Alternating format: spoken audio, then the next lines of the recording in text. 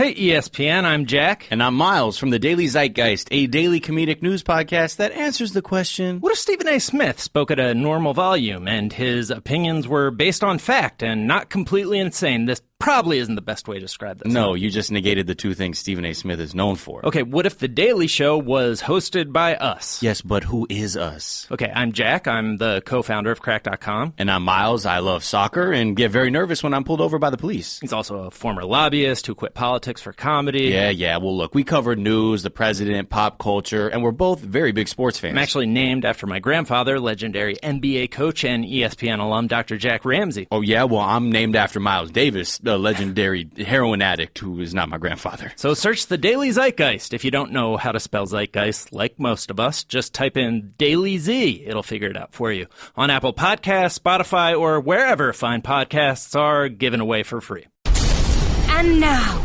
Jalen and Jacoby on ESPN Radio. When I pop the trunk, head to death. Y'all pop the trunk, I pop the hood. Now act stupid, I'll pop the trunk. Now give me your boom. He is Jalen Rose. What up, Del? I'm David Jacoby. And on the cool check-in, center stage on the mic. We're Jalen and Jacoby. What do we do? We get the people what they want. I love this part of my day because we do the television show now. We've got a few more days doing the television show, and this is when we get to relax and just speak to our podcast audience the way we used to. You know, before we sold out, we can just sit back, relax. There's no topic bars. There's no B-roll we have to worry about. Just us chopping up about topics they probably wouldn't let us talk about on the television show, like this. There was a press conference this morning.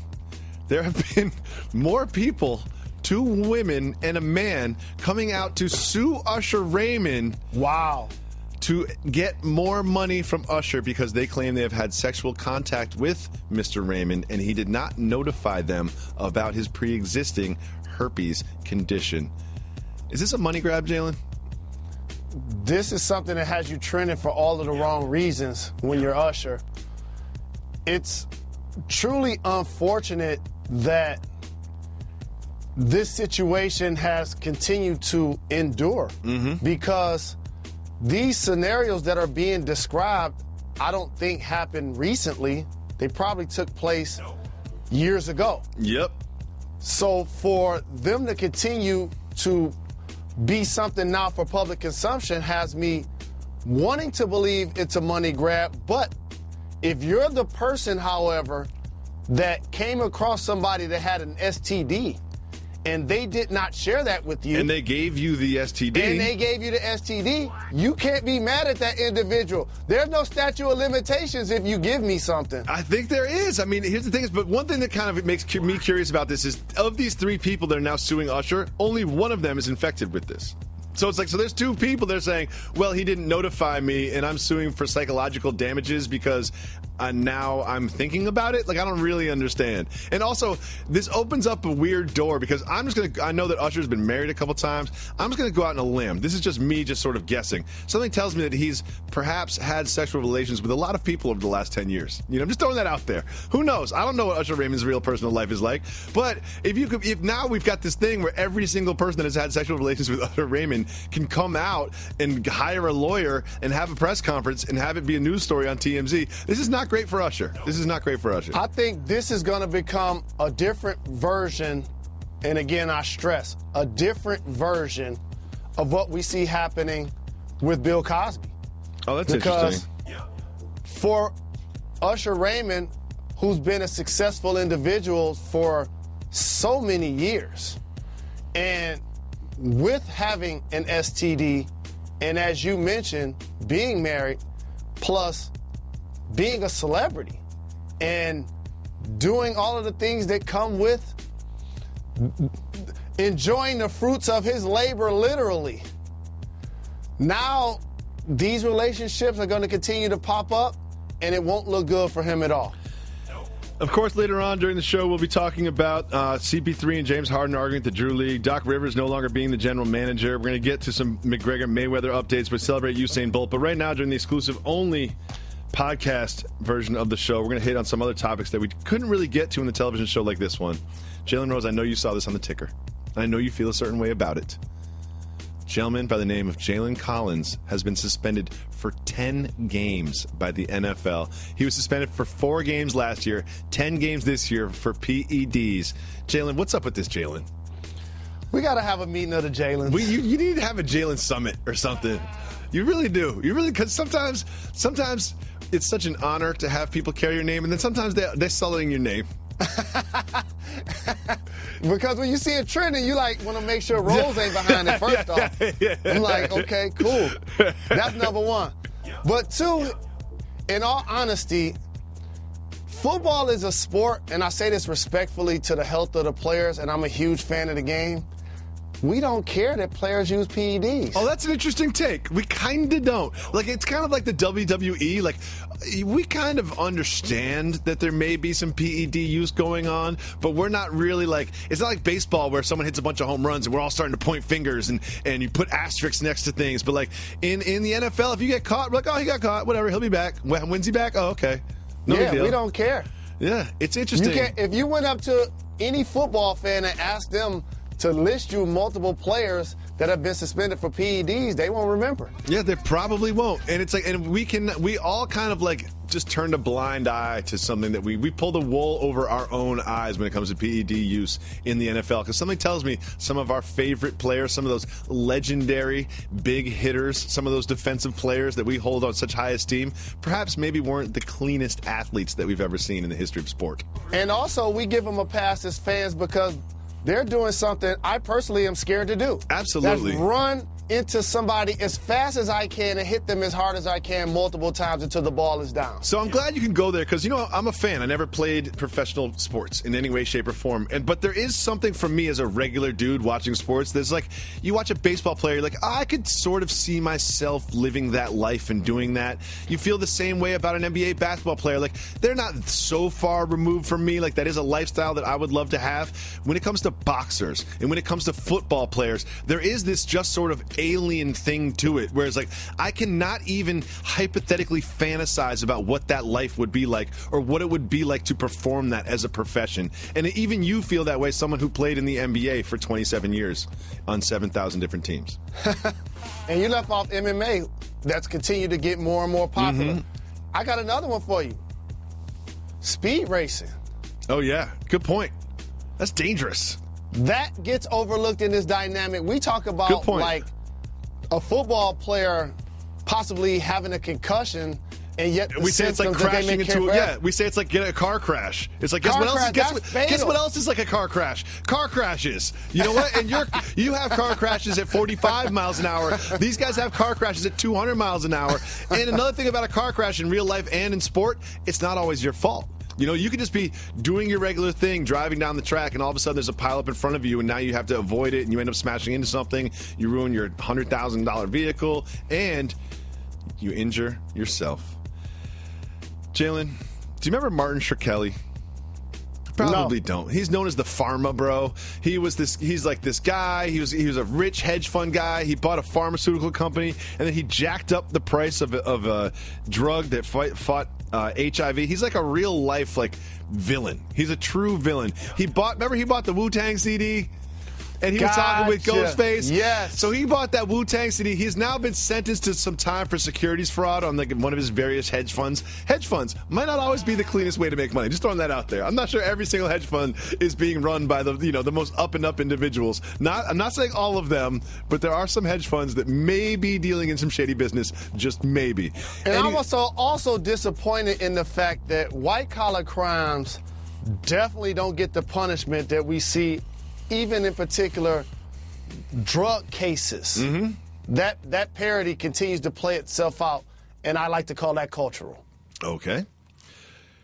Well, he's going to jail, and now he's starting to play some of the Wu-Tang songs. This guy, something tells me he's going to have a difficult time in jail. That's all I have to say. And I don't even, you know what? As much as I love Wu-Tang, I don't want to hear him this way. I don't want Martin Shkreli to be my plug for new Wu-Tang songs. No, like, I'm not even going to watch that. I'm not searching for it or anything. If the Wu-Tang wants me to hear this music, they wouldn't have sold it to some dude who's named the Pharma Bro, okay?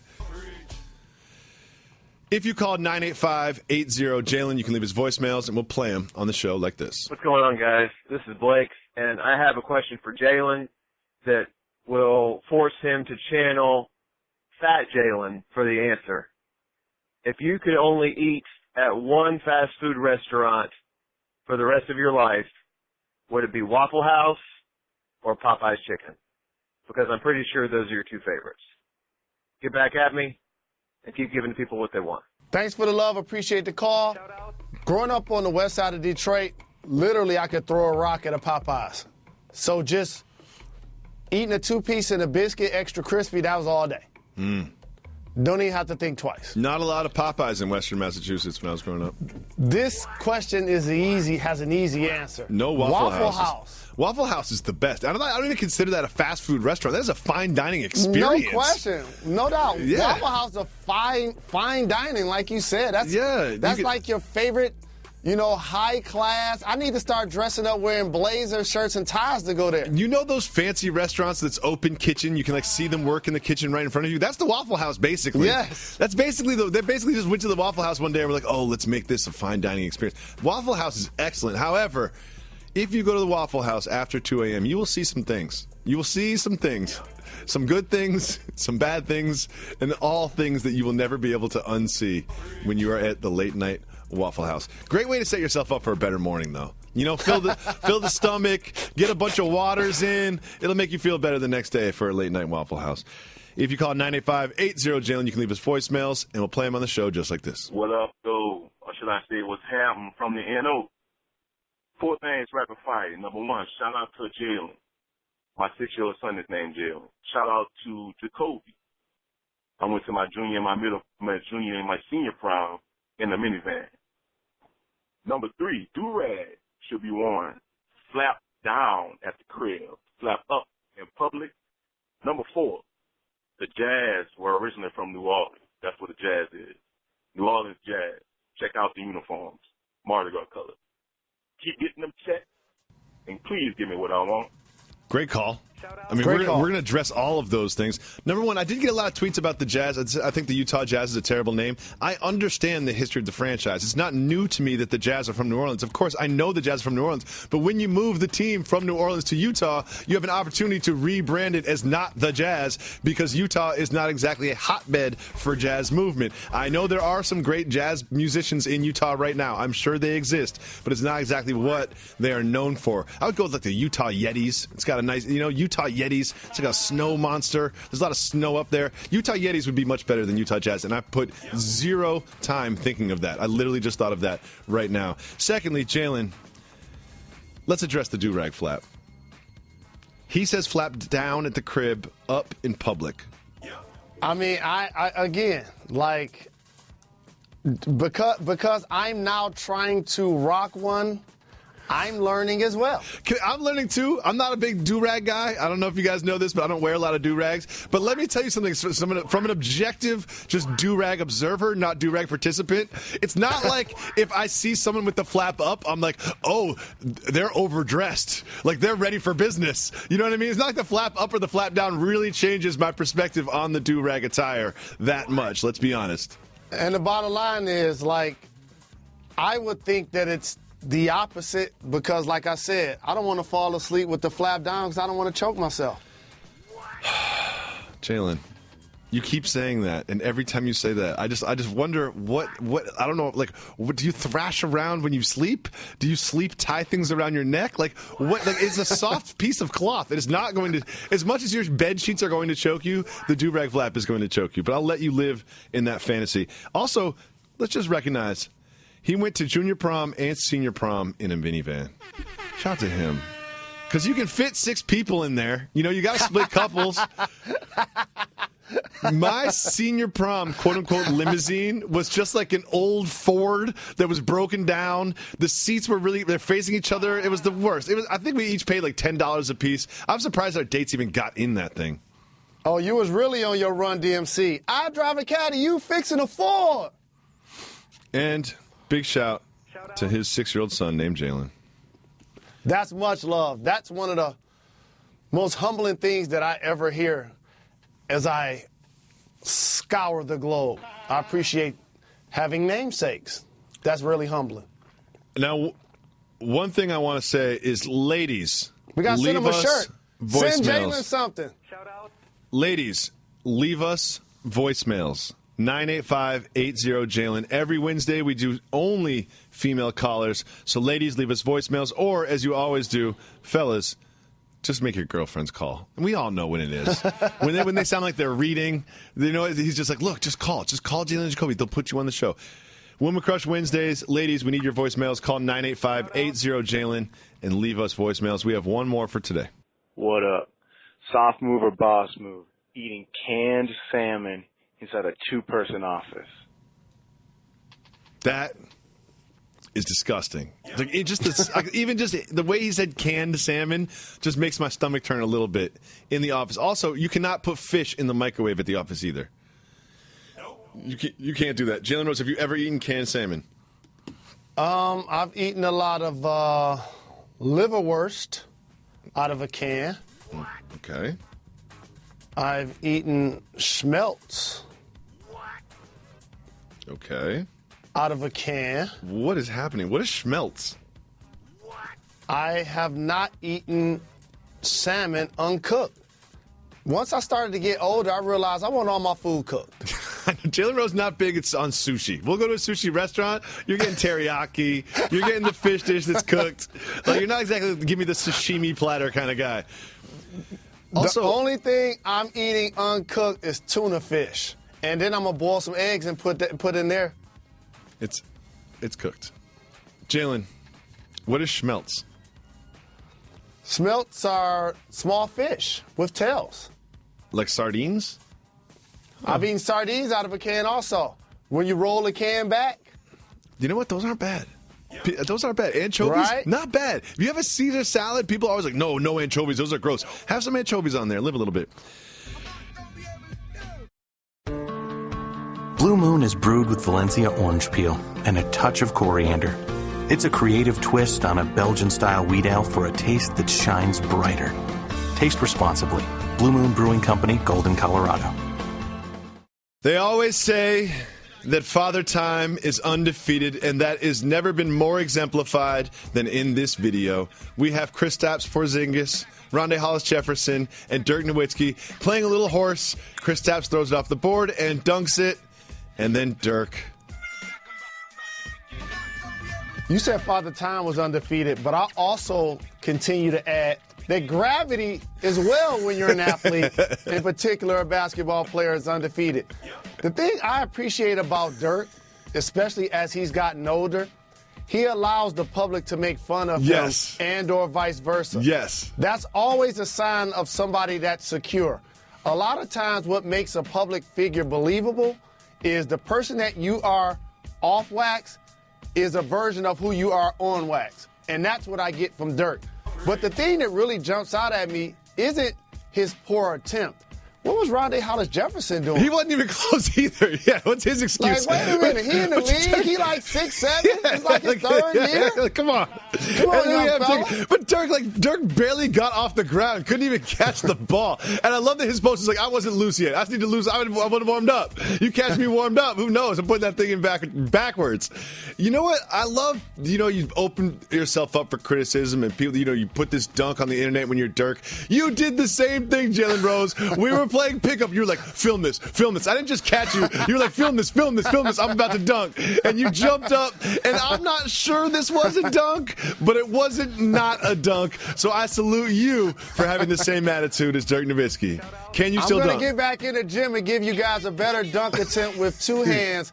I'm going to do it before I play 4 games, not after. All right. So glad we got that going. Well, we've got some other footage from some summer basketball action. This is from the Drew League, where Chris Paul and James Harden are sharing the same backcourt, just like they will in Houston. However, in this clip, we've got Chris Paul yelling at a dancing James Harden for criticizing him earlier in the possession. Jalen Rose, Chris Paul's yelling, James Harden's dancing, and then James Harden aggressively hugs Chris Paul afterwards. Is this what we should expect from the Houston backcourt as we head into the season? Absolutely. Mutual respect when both players play into their personality. Yelling at somebody, in theory, for those that haven't really been inside of this foxhole, means that you're demeaning them or that you're trying to slander or embarrass them for teammates or for the public. He was just basically telling him to shoot the ball. Like, basically, I gave you an opportunity. I created a play. Shoot that. Stop playing around with these boys. And so, in theory, it looks like he's yelling at him, but really he's just being aggressive with him. That's why James kept on dancing, ignored him, wasn't tripping at all. And then hugged him like, I got this, man. I got 45 in this game. It's all good. I was Russell Westbrook away from being the MVP. Like, don't worry about this. And what I love about this particular clip is, like, they are so both firmly in their lane. Like, Chris Paul is this sort of, like, floor general, disciplinarian veteran, and James Harden is this sort of, like, aloof, hilarious, like idiot savant basketball genius who's super lovable. They're both just so firmly on their corners in this clip. I love it so much. I'm so intrigued by the Houston Rockets backcourt this season. Now we have this news. Not great news for Doc Rivers, but also not that surprising. Late on Friday, which whenever you put a press release out late on Friday, you're trying to get the media to ignore it. Not going to work, Clippers. The Clippers announced that Doc Rivers has been relieved of his general manager duties. Lawrence Frank will handle that. He's still the head coach, but he's no longer the general manager making those sort of basketball decisions. I believe this was a Jerry West move. What sort of impact will this have on the Clippers? It's going to have a big impact, and the reason why is Doc Rivers had his fingertips on how that roster was being formed. And when pieces of it start to chip away, like DeAndre Jordan was about to leave, then they find a way to keep him. Then Blake's free agency was upon them. Though he was injured, he had an opportunity to leave, but once Chris Paul leaves, it's like, we got to pay Blake top dollar. Then all of a sudden, wait a minute, we're losing Jamal Crawford? He's still one of the best six-mans in the league. What happened there was he and Austin Rivers sort of have the same skill set.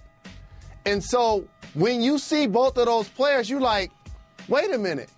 Instead of signing Austin to do what Jamal does, how about we go get a small forward that can do what neither one of those guys do?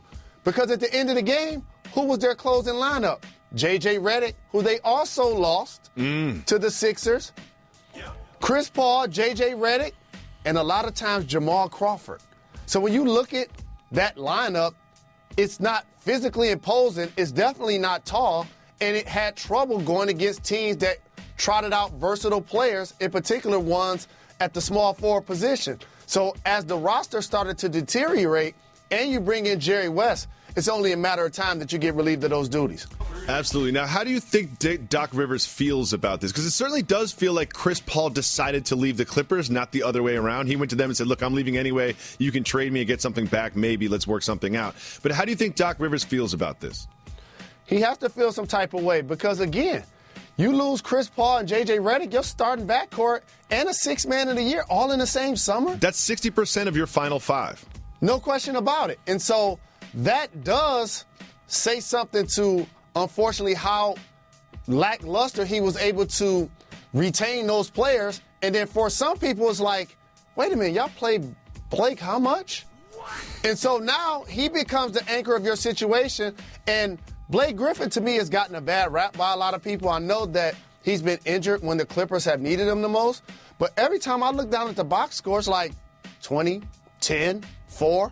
So I understand, in theory, now that we're going to have to move forward, we're moving forward with him. But that does say something about the general manager duties, and that's why Doc lost him. Do you think Doc Rivers is on the hot seat as a head coach? I don't think so, because it's easy to throw that out there, but then you look around and say, so who would they hire? Now, I still scratch my head and wonder, why doesn't Mark Jackson have an NBA head coaching job? Even Colin Kaepernick looking at him like, that's messed up, man. Now we have this. Speaking of Kaepernick, he was not hired by the Dolphins to replace Ryan Tannehill, who was injured. They've looked and reached out to Jay Cutler, signing him to a $10 million deal. Last time we saw Jay Cutler, he was naked, just looking out on the ocean, just thinking about his future in media, and now they've brought him back into the NFL to start at quarterback for the Dolphins. What do you think about this move? It shows that the most prominent position in football it definitely has tiers. And once you start to get between, I'll say, the 20th and the 32nd best teams in the league, those teams a lot of times are scrambling for quarterback play. Yep. And when you look at the pool of players that they were possibly considering for this job, Jay Cutler had already taken a job in television. You just acknowledged that he was basically enjoying retirement. He was naked. He was enjoying himself.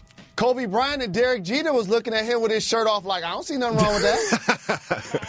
And so now for him to be able to transition probably over the next day or so into leading a football team that was in the playoffs without him last year, it's unfortunate what happened to Ryan Tannehill. But, man, it says something about the talent pool that are the NFL quarterbacks. If I'm Matt Moore, I am so salty right now. I'm like, I've been on this team for 6 or 7 seasons. I'm poised. I know the offense. And you're going to bring in this dude who was naked on vacation, who had a job at Fox. You're going to bring him in to run the team, even though I've been in this locker room for so long. I'm surprised that they did not put Matt Moore in the starting position. But this has me just thinking about one more thing. Jalen, after this, the first thing that came to mind is, could the same thing happen to Tony Romo? I don't think so. Because Tony Romo got a better gig. Yeah, he got the number one spot. Yeah, he's got the number one spot. Yeah, he's just like, Jay Cutler, he was like, yeah, maybe this media thing will work out. Tony Romo's looking at his checks like, wait, and I don't get hit? And I get paid this? And I like when we were talking about this because it's really laughable when I hear some of the names they was considering. Did you say Tim Tebow? Tim Tebow, who's half in media, half in minor league baseball. They're considering him as starting quarterback. Matt Moore would have just quit. He'd be like, you know what? I'm out of here. I don't care. You guys can keep all the money, tear my contract, whatever it takes. You're bringing Tim Tebow in here? No. Blue Moon is brewed with Valencia orange peel and a touch of coriander. It's a creative twist on a Belgian-style wheat ale for a taste that shines brighter. Taste responsibly. Blue Moon Brewing Company, Golden, Colorado. Jalen Rose, Charles Oakley has tweeted about his 1-year ban from Madison Square Garden. He said, quote, I want to thank all my fans around the world. The case is over now. That was the hard part. The easy part is staying away from the Garden. Oak! How do you think the Knicks should have handled this situation? Well, it initially started between two individuals, James Dolan and Charles Oakley. And the bottom line was there were strict orders that once Oak was on the premises, that everybody should be notified to the point where he's not allowed to move around in the Garden. Basically, he was being watched. And so once he got past the initial protocol, if it was up to initial security, who I think lost his job because of this, Oak would never have gotten to his seat. So once Oak got to his seat, he's just like the other civilians at a basketball game. He's allowed to say what he wants to who he wants. But the genius in what he did, he sat where whatever he yelled would be an earshot of the person that he wanted to hear him. And that was the owner, James Dolan. So for that, now all of a sudden you want to remove him from the premises. And for anybody that's ever been around Charles Oakley, you're not going to just physically remove him from the premises without any resistance. And so with that being said, the awful footage is out there. We've seen it. This situation has been resolved. Oak will see the team when they come to Cleveland. He'll be sitting next to the owner, cheering for LeBron. You know what? I just think a little concerned for Oak, because what if, like, Dave Chappelle does a stand-up show at the Garden? You know, I think he doesn't want to go to Knicks games, but the Garden has a lot of good performances. Billy Joel comes by. Like, I just feel like Oak is he's being short-sighted about this. It's not just Knicks games, Oak. But I do have to ask you a simple question that you've talked about off wax a little bit, and I want to get it on wax. Is it true that Charles Oakley once slapped Charles Barkley? That's true. They had a physical altercation. It was during the lockout year, I want to say 98, New York City. I didn't see it with my own 2 eyes. The altercation happened before myself and Paul Pierce actually arrived at the meeting. But I remember coming down the elevator. It was a meeting TV environment? Right there. I'm like, they agreed to a deal? Why did we fly all the way to New York? They agreed before we even got to the meeting. But I got love for Oak, and I got love for Charles Barkley. He's one of my mentors in this industry. But yes, I'm glad there was no footage and social media did not exist then. Let's move on. Ricky Rubio is now joining the Jazz, and he said this about his new team, quote, "To get traded, it's not fun, but I was really excited to go to an organization that really believed in me." Jalen Rose, take us behind the curtain. What does it feel like to get traded? There are a couple of things that get discussed in sports that, like we did a Holly burial, I wish a few terms would get retired. The one is bust. Flicking through the channel yesterday, and a great E60 piece on Darko Milicic. And so many people calling him a bust. You know where they were doing that interview? In his multi-million-dollar house. In his farm, where he's got like 200 acres of apples. Right. He's riding horses. He's selling he seems apples. Happy. He seems happy. Yeah. And so what Ricky Rubio was truly saying to the audience, because a lot of times it's, he was moved. He was shipped out of town. Really, in the NBA, all they're doing is transferring your salary. It's not like you take a pay cut to go to another team. You're leaving a team that just acquired other people to play your position that they feel like may be better, Teague, Jamal Crawford, and all of a sudden you go to Utah where they lose Gordon Hayward in the backfield, in the backcourt. You're like, I'm about to get an opportunity to ball here. So that's really what he's saying. It's something that you can't take personal in professional sports.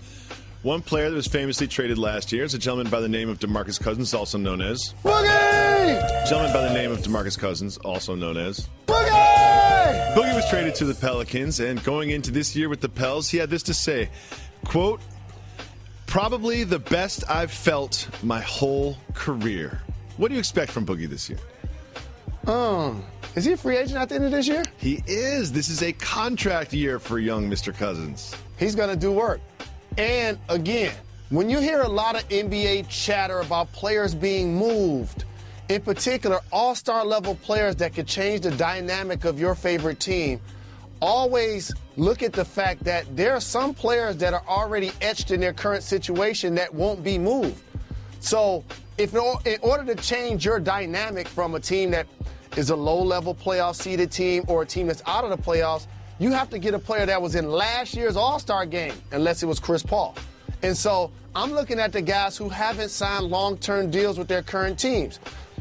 Paul George, Isaiah Thomas, Boogie Cousins. These are all players that we got to watch and see how their scenarios are going to evolve as the season starts. And when you look at a player in a contract year, people always say contract year, right? Because they are playing for their next deal. They're trying extra hard. You can see Boogie getting frustrated if he's not getting the numbers that he wants or the touches that he wants. And you can see the Pelicans sort of like reading the tea leaves and saying, you know what?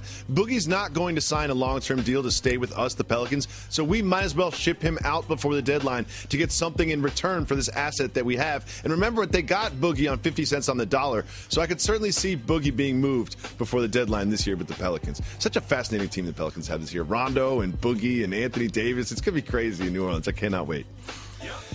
Mikhail Prokhorov, you remember him? What did he say when he bought the Nets? He was like, not only are we going to win the championship, but we're going to do it within the first 5 years of my ownership. If we don't do it, I'm going to punish myself by getting married. Is he married? Is he married? I don't have the research in front of me, but I don't think he's married. And my memory isn't the best, but I don't remember the Nets winning the NBA Finals. So Mr. Prokhorov, you know what he's going to do now? He doesn't want to get married so bad. He's like, I'm selling the team. I'm selling the team. I'm selling the team just like because I keep my promises and I don't want to get married, so I'm going to sell the team. There are reports that he would sell the team for $2 billion. Could these Nets possibly be worth $2 billion? I don't have to tell you, especially with your East Coast roots. That's just for the real estate in Brooklyn. Of course. You can't even rent a 2-bedroom apartment for $2 billion in that neighborhood anymore. No question about it. And these NBA franchises continue to exceed what the original purchase price was for these owners because the game has grown. And I know we talk a lot about football being the most popular sport, and it is, but they play once a week. Basketball teams and basketball players are clearly more recognizable. And when you look at the salaries that continue to escalate in the NBA, it only makes sense for the franchises to do the exact same thing. And you look at the Houston Rockets, who are also on the block, and you can see their roster is fully formed. They are going to be a contending team in the playoffs. I'm not going to pick them as champions, but they're going to be a contending team. You look at the Brooklyn Nets, and you say, well, their roster is not evolved. They do have a front office. They seem to have a rebuilding direction, and they are the Brooklyn Nets. They've got a brand new arena. They've got the Brooklyn logo on their shirt. That team is just worth a lot of money. I think he is going to get this $2 billion for this team. And he's also not going to get married anytime soon. There's no way he's getting married because they're definitely not winning a championship this year. I'll tell you that right now. Jalen Rose, as we get closer and closer to the Mayweather-McGregor super spectacle, the story's been twisted into the story of Paulie Malignaggi. The sparring partner of Conor McGregor has inserted himself into the news cycle, and he's done it once again this Monday. This time he is saying that when Conor McGregor gets hit in the body, he whimpers like a girl. Jalen Rose, are you surprised? It's one of those things, like when you become an athlete, you become so insulated to how the rest of the world is going to digest this. And for somebody that loves to stand in the ring and shadow box and hit the mitts, because I ain't trying to get hit back.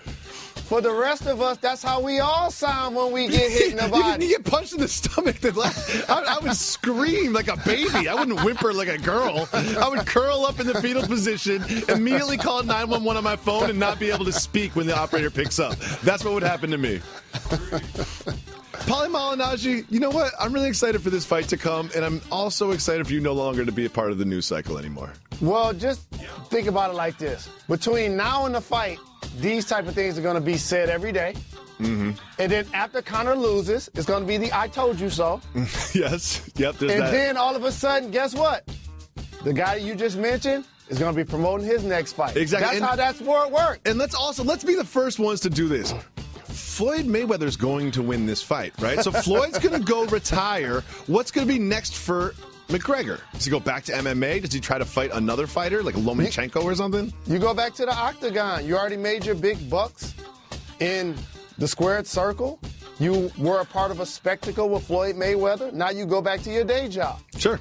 Well, I know that you're on the fence as to whether or not you are going to attend this spectacle.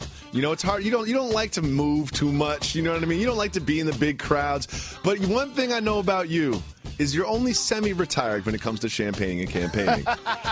You are fully retired from the NBA, even though you haven't filled out the paperwork. But you're only semi-retired from champagne and campaigning. And we have the champagne and campaign lineup for the McGregor-Mayweather weekend in Vegas. And I'm now going to propose it to you to see if it will draw you out to Las Vegas. Friday night at Dre's, we've got 50 Cent, Trey Songz, and your guy, Jeezy.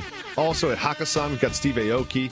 Omnia is featuring Calvin Harris. And then Saturday after the fight, at Dre's, we've got Chris Brown, Hakkasan, Travis Scott. Rick Rouse is at The Light. Jamie Foxx is hosting at Jewel. And then we got Diddy at Rehab. And Conor McGregor is hosting himself at Surrender Nightclub. Is this enough to get you out to Vegas for the fight? Possibly. But the one thing about being a veteran of Las Vegas and a longtime fight fan, there are going to be a lot of people that say they're going to the fight, but they're really just going to Vegas. Mm-hmm. So I've learned the difference between the two. If I'm actually going to go to the fight, that's going to excite me more than obviously going to shows. Now, I'd love to see Jamie Foxx. Might have to hit him up. Might have to hit up Jeezy the Snowman. I'm definitely not going because I don't like big events and big crowds, but I know if I were to go, I would go so hard on Friday night that I would fall asleep and sleep through the fight on Saturday. I know that's what would happen to me. There's a 100% chance that's how I would play it, and I would waste all the money that I spent on the ticket. I'm going to have to holler at Diddy and Rose. You got Diddy on text? Yes, indeed. Tell him I said hello. Sean. Usain Bolt lost his final 100-meter race against Justin Gatlin. And it got me thinking, is Usain Bolt, he is in my opinion, but I want you to answer this, is Usain Bolt the most underappreciated athlete of our time? I'm rolling with you on that one. And I think a part of it is the sport that he participates in. Mm-hmm. In America, we truly only get a chance to appreciate his greatness in big races that relate to Americans, and usually that happens during the Olympics. Every 4 years, yep. Which is every 4 years. So a lot of times we get so enamored in the things that happen more often. like the NBA or Yep. the NFL. Yep. Soccer is the world's most popular sport, but it's not here in the United States. Nope. So I am rolling with that theory. I would say Serena would be the other person that comes to mind, but let's take a look at some of Usain's accolades. He holds the world record in the 100-meter sprint at 9.58. He set that in 2009, and no one has really even come close since. He has 8 Olympic gold medals. Probably should have more, but there's some controversy. He's the only man to win the 100, 200, and the 4x100 at an Olympics more than once. He did that twice. Think about that. He won the 100, the 200, and the 4x100 twice. Bolt has also won the 100-meter at World Championships 3 times, which is tied for the most. I honestly think that he is the most underappreciated athlete of our time, and I think that as we get some distance and perspective on his career, we will start to celebrate the work of Usain Bolt more and the big personality that he has. Like, we haven't seen we might have seen the last of Usain Bolt wearing the tracksuit and running the track, but something tells me that he'll be in our lives for some time to come. It is time. There's a lot of popular summer series. Game of Thrones come to mind, which I love. Power, which you love. But it's time for the most popular summer series that we have going, and that is LeBron James listening to hip-hop during a shirtless workout. Money, power, respect.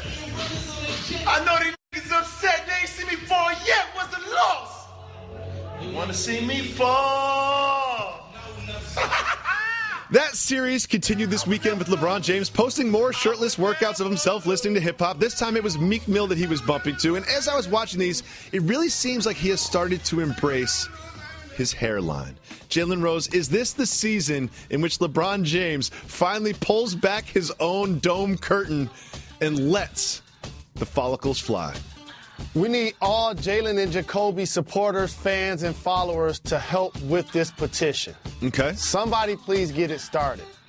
We need LeBron James and the Cleveland Cavaliers to petition the NBA for LeBron to be the first guy to wear an NBA-issued do-rag during NBA games. Yes, if you're allowed to wear a headband, okay? If you're allowed to wear a headband, there has to be a loophole in there somewhere where you can wear a do-rag. If LeBron James played the entire season in a do-rag, there's no chance they would win the championship. There's no one could stop them. Not the Golden State Warriors, not the Rockets, not the Celtics. Do-rag LeBron cannot be stopped. He cannot be tamed. LeBron, I know you watch this every single day, at least more than one time. Please wear the do-rag. Is it going to be two-tone with the Cavs colors? Is that what you go with? Absolutely. Just think about it like this. I remember being a guy walking in the mall and they weren't selling black socks. And before you know it, they're everywhere. I wish I was getting a percentage of the proceeds. There you go, along LeBron. with my other Fab Five brothers. Yeah, holler at Mav. Get This that is license, free get that patent. Marketing and a patent. Just think about it like this. You see NBA players with hoodies. Mm-hmm. We've seen LeBron with multiple things on his head after practice. Oh, yeah. Almost Sleeves. stocking cap. It almost looks like he cut off a shirt and put it on top of his head. He has done that multiple times just before he sees cameras. Exactly. LeBron. So it's only right. It's right in. It just totally makes sense. LeBron, wear the do-rag this year. We implore you. John Wall had something interesting to say after he signed an extension with the Wizards. He said this about Kyrie Irving requesting a trade. Quote, "It's kind of tough. If I had been to 3 straight NBA finals, I'd want to stay, but you never know what type of relationship or what type of details they have going on the backside. Nobody knows what's going on behind closed doors. He's one of those guys that wants to be the main guy." Do you think Kyrie Irving wants to be John Wall and John Wall wants to be Kyrie Irving? That's usually how it happens in sports. Kyrie Irving has accomplished some things team-wise that John Wall hasn't been able to accomplish. He just mentioned it. Making it to the finals 3 straight years, winning a championship, playing on the biggest stage with an iconic performer in LeBron James. John Wall being the best player in Washington, D.C., and rightfully so, has become an all-NBA performer, a perennial all-star. Now, his challenge is going to be if he can help elevate and lift that franchise to some of the heights that the Cleveland Cavaliers have been able to accomplish. So he's looking like, man, me and you could switch spots tomorrow. Exactly. Like you want to be the man. You can be the man here in Washington because I wouldn't mind going to the finals for 3 straight years and being able to showcase my abilities on that stage.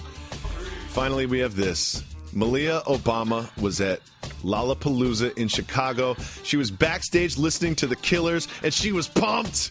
She's dancing. She's headbanging. She's on the ground, pounding the ground to the music. Jalen Rose, after this video is posted by TMZ and circulated around the world and spoken about on Jalen and Jacoby, do you think our friends Barry and Michelle will send her a very strongly worded text? I think so. And they'll send a private plane. Like, where are you right now? Yeah, they'll send a private plane. Like, Chicago, okay. This is what the tale says on the plane. Get yourself to the airport. But she's 19 years old. Mm-hmm. She was having fun. We have zero issues with it. No. I'm glad that she was at the show having a good time. If you could see some video of some of the things that I did when I was 19, I would be fired immediately. They would take me out of the studio with security right now.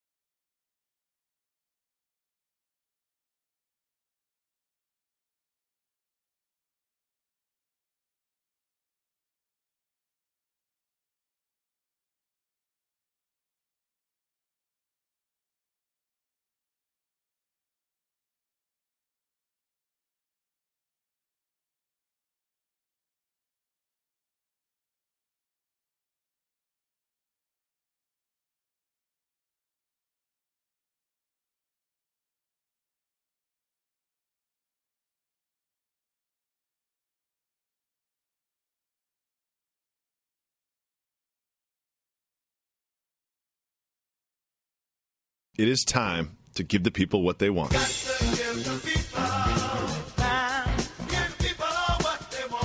Jalen Rose, we open up our Twitter feed, we go into our subreddit, and we listen to our voicemails to take questions from our viewers and listeners. The first one is from Twitter, and it is brilliant. Jalen, one thing you care about very much is your waves. You are constantly brushing. You wear a do-rag at night. This is something that you take a lot of pride and passion in, and something that you've earned over hard work and time. This comes from Twitter. It's from FCSUB. Hey, Jalen Rose, what can you say about LT's waves on his Hall of Fame statue? Did he use a do-rag? Jalen Rose, what do you think about these statue waves? So, I have a lot to say about this topic. You do. I know you do. I'll take your time, Mr. Rose. Gather around the campfire, boys and girls. Okay. I'm actually using my platform to talk about the way I'm rocking my hair and rocking waves to encourage other young people to probably follow suit. Mm-hmm. But you've worked hard for these waves. And for you to say that I've worn a do-rag, I can't front. I barely wear it. Okay. Reg got it for me 6 months ago. And I need to start doing a better job. However, when I saw LaDainian Tomlinson's Hall of Fame bust, I looked at it twice. I'm like, is that me? But he didn't earn the waves. LaDainian Tomlinson didn't have waves in real life, and now his statue has waves. When he played. And now he has waves eternally in the Hall of Fame. It's not only, I mean, I think he belongs in the Hall of Fame, but I don't think he belongs in the Hall of Fame with a fictional haircut. You know what I mean? He's now working with the Chargers, who now play in Los Angeles. Mm-hmm. LT, you know I got love. We must get you on the show. How did your Hall of Fame bust end up with waves? Did somebody discuss this with you? No, he wrote a strongly worded email to the Hall of Fame. He's like, I don't care what my face looks like. I don't care how big it is. I don't care where you put me. Just make sure that I have waves on my head, and we are good. You were a fellow number 5 when you were in college. And now your Hall of Fame bust, you didn't have waves when you played. He didn't earn them. He earned his way into the Hall of Fame. He did not earn the waves on his head in the Hall of Fame. Congratulations to all of the Hall of Famers. Jerry Jones, Jason Taylor. I know I'm going to forget somebody. Terrell Davis, Morton Anderson. Moving on. This is also from Twitter. This is from Rob Rogers. This is for Jalen. Be careful. One's got to go. Lobsters, power, or your crispy hairline. Oh, this is easy. This is easy. Power's Did you see gone. Power? Did you see gone. Power? No, I don't watch the Power. most recent one? I watch Game of Thrones. Oh, man, you got to start watching Power. Stay focused on the question, sir. This is easy. Lobster. Lobster's gone. There's a lot of alternatives to lobster. There's no alternatives to having a crispy hairline. You know? I love seafood. I'll just eat more crab, eat more fish. Exactly. This comes from our subreddit, is from 41. I love this question. Who is the greatest pro athlete that isn't/wasn't athletic? Who did the most with the least? The first person that came to my mind was Larry Bird. He's the first person to tell you that he can't run, he can't jump. Like, Larry Bird just willed himself into a Hall of Fame career just with the power of his mind in Indiana free time. Larry Legend. You know how much I love him. I got an answer that's going to actually surprise you. Oh, really? Because we talked about it earlier. And this guy has 5 Super Bowl rings. Tom Brady. You seen his combine video? The picture of him at the combine gives everybody hope. It gives all shumpy dudes in high school hope. Like, if Tom Brady is the greatest of all time, and that's what he looks like with his shirt off, I can be the greatest quarterback of all time if I just do some sit-ups.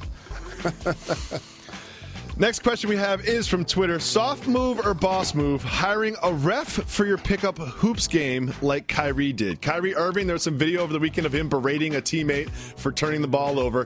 And I noticed this as well. There was a referee at his pickup hoops game, which anyone who's played a lot of pickup hoops in their life like we have could solve a lot of problems. Soft move or boss move? This is the greatest boss move ever. I think so, too. Like, if we all have our regular pickup runs with the regular dudes, we all know that one guy that makes crazy calls or that one guy who's just so loud that he doesn't respect your call. Like, it would solve a lot of problems if everyone just chipped in $5 and you had somebody in stripes there. You could yell at them instead of the other team. I like this. I like this a lot. And I really like your minivan pin today. You're looking handsome today, sir. Thank you. That's off topic. If you call 985-80-JALEN, you can leave us a voicemail, and then we'll play it on the show, just like this. What's up, Jalen? What's up, Jacoby? This is Corey from Louisville, Kentucky. You guys were talking about cultural names, and Jalen said that Denzel is one of his names of all time. Me and my dad were at the Basketball Hall of Fame last month on a father-son trip, and we were looking at Denny Crum's plaque, the former coach for U of L. Dude's first name is Denzel. His Christian name that his mama gave him was Denzel Crum. Also might be the whitest dude of all time. Just saying, they're out there. Peace. Denzel Crum. Denny Crum's name is Denzel. We did a lot of research on this. We reached out to the SID at the University of Louisville. We cannot confirm. We believe it is Denzil. Denzel Crum. That changes everything I thought I knew about Denny Crum. I love this so much. It's still cultural because what did we call him? Denny. Okay. Not Denzel. He wasn't owning it. He was like, I'm not running with that. I just love the idea to think that Denzel Washington is named after Denny Crum. You know? Not at all. That's what I like to think about. But I also said Shaquille's. You got to find me some non-black Shaquille's also. Or women. Single time I see Denzel Washington, I'm going to think about Denny Crum now. This is the greatest thing that I have ever learned. Thanks so much for listening to this podcast. Don't forget, ladies, call 985-80-JALEN. We need your voicemails and your tweets from Woman Crush Wednesday this week on Wednesday. And dudes, just make your girlfriend call and ask a question. We'll play it on the show on Wednesday. Don't forget to rate us 5-star, 5-star, 5-star. Leave us a review. Follow us on Twitter and Instagram. And we'll keep giving the people what they want. We're not done. We're not done. We're not done.